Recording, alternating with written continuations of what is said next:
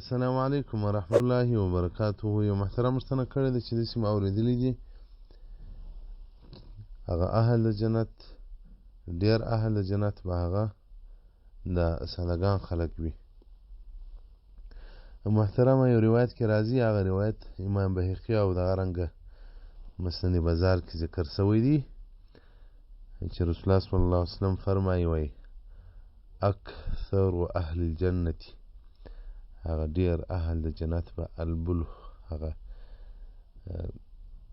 د بله معنا علما کرام داسې کوي چې هغه غافله وي له شر څخه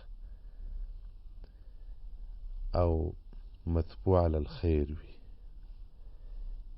له شره غافل وي، له ناروا څه پټ وي، خیر ښکاره وي، خیر کوي.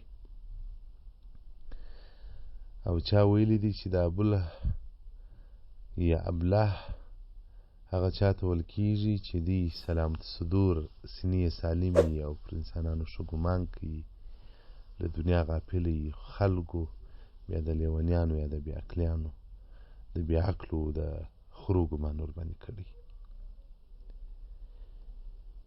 نو دلته د ابله څخه مراد بې عقلان نه دي، چا په پښه تړلي خلک. د ابله څخه مراد دلته د صادقان خلک دي. دا د هر چا خبره یې زړه ته ولېږي. نو تاسو په خپله جامعه کې وګورئ، بعضې داسې خلک شته چې هغه یو کوچنی ورته وغږېږي چې پلانکۍ خبره داسې ده، د ده زړه ته ولېږي، وایي دروغ به نه ولې راته وایي. نو دلته د ابله څخه مراد صادقان دي. واقعیت اهل جنت به ډېر هغه صادقان خلک وي.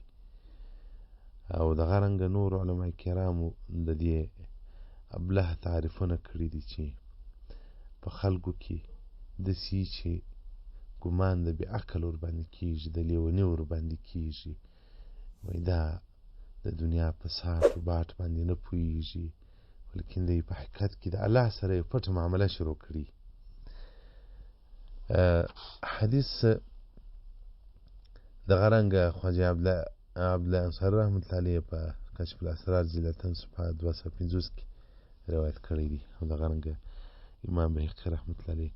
نو د دې څخه مراد دا بې عقلان نه دي چې دا په پښه تړلي خلک دي، هغه به نو باره په جنت کې ډېر وي. د ابله څخه مراد دا ښه خلک دي، دا صادقین خلک. والسلام علیکم ورحمت الله وبرکاته.